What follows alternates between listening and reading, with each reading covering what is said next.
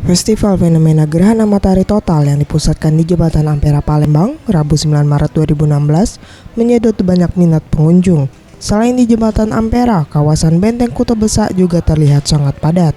Banyak kegiatan yang ditawarkan, salah satunya food truck.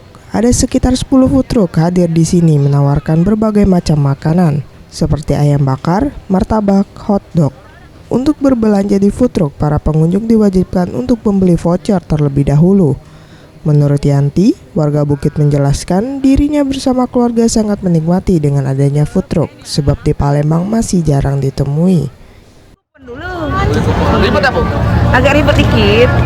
Iya. Tapi rame di sosis ini karena panjang-panjang. Enak taruh. Sip, rasanya enak.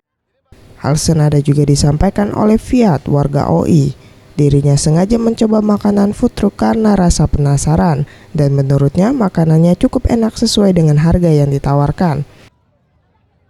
Penasaran aja. Penasaran. Rasanya gimana, Mas? Lumayan enak.